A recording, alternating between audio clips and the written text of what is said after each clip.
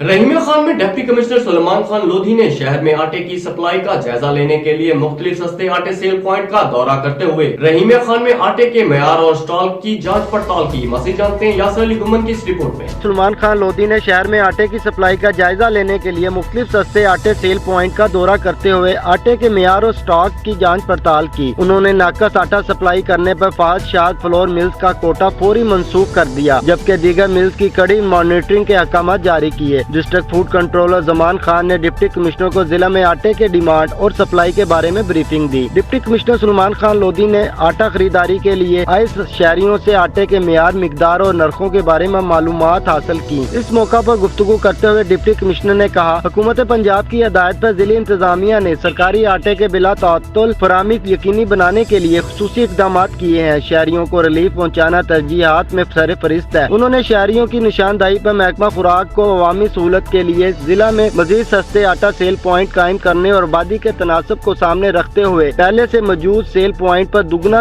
Supply کرنے کی ہدایت دیتے ہوئے کہا کہ محکمہ خوراک کو یقینی بنائے آٹے کے معیار اور وزن پر کوئی سمجھوتہ نہیں کیا جائے گا اور ناقص آٹا سپلائی کرنے والی فلور ملز کا کوٹا بند اور مالکان کے خلاف کارروائی عمل میں لائی جائے گی۔ انہوں نے کہا کہ ضلع کی چاروں تحصیلوں میں آٹا سستے کے 71 سیل پوائنٹ قائم کیے گئے ہیں، جہاں شہریوں کو 10 کلو گرام آٹے کا بیگ 648 روپے میں دستیاب ہے، جبکہ آٹا یا گندم کے ذخیرہ اندوزی غیر قانونی نقل و حرکت کی روک تھام کے لیے اسسٹنٹ کمشنر اور پرائس کنٹرول مجسٹریٹ کو ہدایت جاری کی گئی کہ وہ ضلع میں اشیاء روزمرہ کی مقررہ نرخوں پر دستیابی یقینی بنائے اور تمام دکانوں پر ریٹ لسٹیں نمایاں جگہوں پر آویزاں ہونی چاہیے۔ کیمرہ مین عدنان نذیر کے ساتھ یاسر علی گھمن، راز نیوز، رحیمیہ خان۔